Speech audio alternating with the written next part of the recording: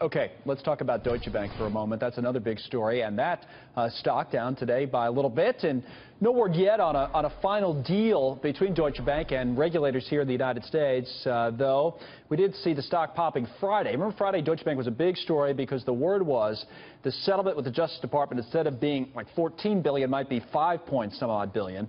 Well, we still don't know what it's going to be, but joining us via Skype now from Vail, Colorado is Julian Brigden, president of Macro Intelligence 2 Partners. And Julian, it's very, very good to see you.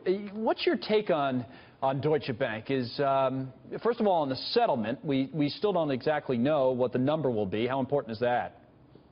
Hi, Connell. Thanks very much for having me on the show. I think, look, when it comes to the settlement, I think you're right. I think we are in a bit of a limbo here, and in part because of politics, and this is my biggest sort of concern. We've got political situation here in the U.S., obviously heading into the election.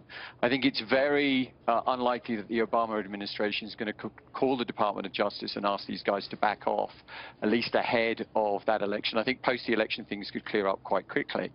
And then I think also when you look at Germany, Merkel's also in a very difficult situation. She faces an election next year. She's not got many good choices here in terms of either moving quickly to bail out or bail in, should we say, Deutsche, or leaving them to the market. And so I think, unfortunately, we're in very much this sort of sentiment game. And sentiment when it comes to banks, as we saw with Lehman and Bear Stearns back in '08, is a very dangerous game.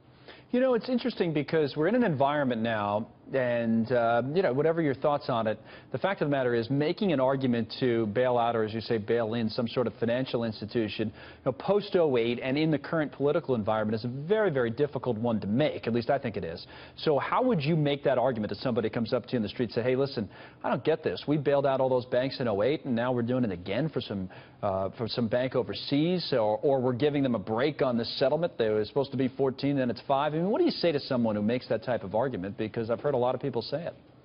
Look, I think you're absolutely right. And I think for lots of your viewers here, it almost seems incongruous, the idea that we could be doing it again. I mean, I guess the good news is it's not going to be us here in the States. It's going to be the Europeans. And I think in the case of Europe, we have to clearly state that really they've done nothing to improve their situation. I mean, we've seen an awful lot of progress. Does it have to be done, though, Julian? Does it have to be done? The problem with Deutsche is it's just an incredibly leveraged institution. We think that it's way more leveraged than Lehman was at the high. Oh, really? It is also sits at the crux of some of the key global markets, in particularly derivatives. We've all heard the stories about the size of their derivative books, and they are enormous.